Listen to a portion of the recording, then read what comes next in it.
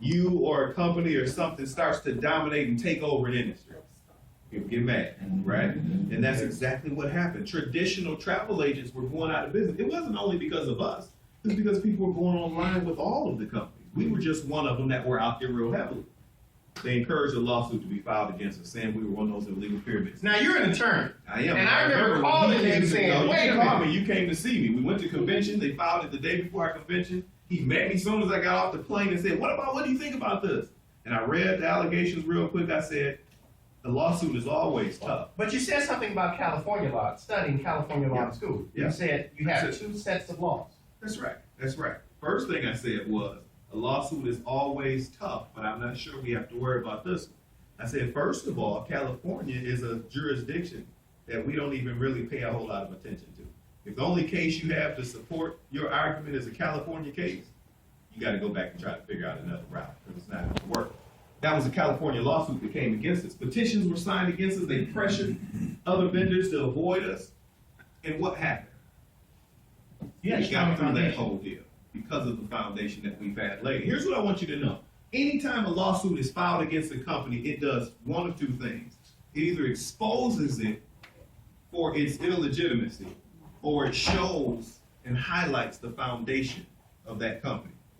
It's been about 4 or 5 years since that lawsuit was filed, and here we are still going strong. What the company gives you is the First Travel Alliance website. First Travel Alliance is our fulfillment company for all of our travel. Look at this. Some people wonder, well, who do you have? Is it only travel? Is it only flights? What is it? We have access to billions of inventory, the same hotels that you're booking wherever else you're booking, the same car rentals and cruises, the same vacation resorts, whatever it is, we have the same thing. And here's what is amazing. It's available 24/7. How many of you all are up 24/7? So Terrence, I can see a traditional travel agent being upset because they close at maybe 5 o'clock. And here you are, bought a website that I can't afford, that will cost me millions of dollars. And I just can't compete with that. Plus, you're open 24 hours, 7 days a week, 365 days a year. Exactly. It's a turnkey business. One of the things that I love is that we provide the ongoing training and support. No quotas, no inventories, no collection. What I mean is this. You don't have to buy upfront products and then try to sell them to your friends and family in order to recoup your costs. See, the only thing we're saying is this. You don't have enough money to buy a whole cruise ship of what? Or captains, do you? Mm-hmm. We have the very same thing. Everything we do is online. We have no quota, so every 30 days you don't have to worry about the lady like in the pink Cadillac or the white Mercedes. That if they didn't, you're laughing, what you got, right? But if they didn't meet the quota, they have to cover the cost of the car. See, we don't have those. You get to work from the comfort of your own home. So just for talking, sharing, and recommending travel destinations, we're going to pay you 60% of the travel commission. So that means if someone goes on a Carnival cruise, pay attention, turn key right here, right? Is this 60%? They spent $1,000 on Carnival. I'm going to get $600, right, Mr. Quinn? No. I thought you said 60% of the commission. I did. Okay, well, 60% of 1,600. That's right. That's not the commission. The commission is a percentage of the total amount spent. With cruises, it's usually between 16 to 18%. Brenda, you went on a cruise just recently. Didn't you just say that? Where'd you go? Jamaica. What was it? No. Ocho Rios?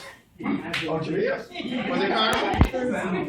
Was it cruising? You didn't care where you was going. You pulled me out. Let's roll. I don't know where we going, but just make sure we go. That's all right. You know where you going. Hey, you guys, I want you to turn around and look at Brenda's face when we talk about cruising. She still don't know where she went. That's right. That's right. Let me ask you a quick question, Brenda. Have you told anybody about it since you went? When you came back then? Oh, you told Teresa. Wait. No, I want to know what she told him. What did you tell her? Oh, girl! Yeah, you want to go on a cruise. Teresa, have you ever been on a cruise? See what I'm saying? Have you ever been on a cruise? Was this your first cruise, Brenda? Oh, She acted like that, like it's her first cruise. She's like, it was for me because I go by myself. Well, I go by myself. I've been married for years, so. okay, Brenda, we're going to get to the presentation. No, we don't get to the presentation. We don't want to know that part. We got little kids in here. Well, let's do this. Let's say Brenda did pay $1,000 for that cruise. Okay? Now, cruise lines usually pay between 16 and 18%. So they would have paid, let's go on the high end, they would have sent a check for $180 in her case, had she done it through this, to the company First Travel Alliance. And then First Travel Alliance would have sent her a check for 60% of that. Just because she went out. Did you get a check back for taking that cruise? Wow. Well, Terrence, let me ask you this, because this would be a good one. So not only could she have the potential to get money, but what about the tax? Say, wait, let me ask you a question. How much did that cruise? Give me a rounded figure. You don't have to tell us how much it was, but let's just say it was what? What did you say it was? I said $1,000. I want to say this. This is one thing about money that most people don't understand. Do you own a business? Let's say you don't own a business, okay? She don't own a business. She paid $1,000 for that cruise. How much money would she have to make for her check to say $1,000? Maybe about $1,250. So literally, she paid how much for that cruise? $1,250. Because in order for her to get another $1,000 for her check to afford a cruise, she has to make what? Minus. So you're going to take the taxes out of it before she has the money. Exactly. And most people never understand that part about money.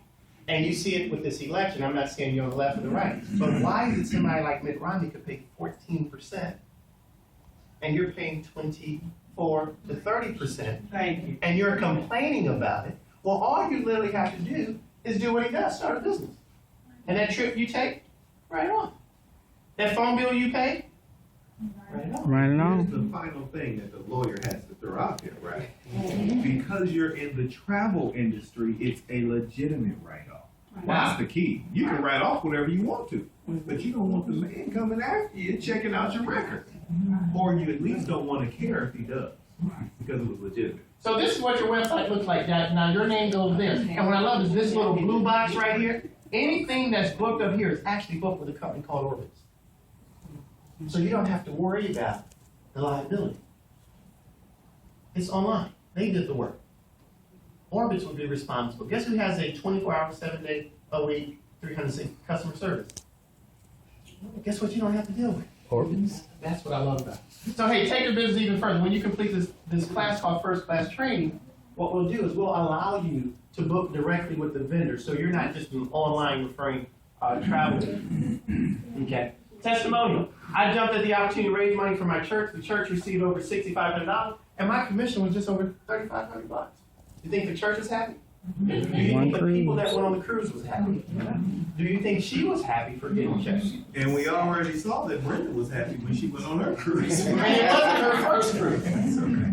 So, we recently helped Fringe book a 50th wedding anniversary. They booked with us, enjoyed a 10-day Alaskan cruise, and saved money, and we earned over $600. Guess what they were going to do anyway? Guess what I didn't have to convince them to do? Guess who made the money? It makes sense. Now this is my testimony. I don't know, but I'm gonna tell you all this story. One of the benefits of being in the travel industry Is when you do these presentations, you can put slides that your partner know That's nothing right. about. That's right. Just figure right on in there. Think about this. Whenever you're an insider in the industry, what do you usually get as far as pricing? A discount. Some kind of discount deal. Like General Motors. My father worked for General Motors, so I get a better deal than a person A who. plan or the B plan or whatever it is, No, right? it's GMS. Deal. The GMS plan. Well, think about this. This past April, I went out to Las Vegas, Nevada. I flew out there and I said, I'm gonna go see my uncle who's in Tucson. So I drove 8 hours to go see my uncle. Drove down there and on the way back, I said, look over there. That's the Grand Canyon, man. Check this out. He hasn't been anywhere, y'all. He's from Saginaw, Michigan. So I stopped by the Hoover Dam on my way back. I said, this is cool. This is wonderful. No problem. Now, those of you who've been out there know that the Hoover Dam is right on the border of Arizona and Nevada. And so I drove past the border and look what I saw. Next slide. Well, Terrence, I didn't know that the Hoover Dam, to my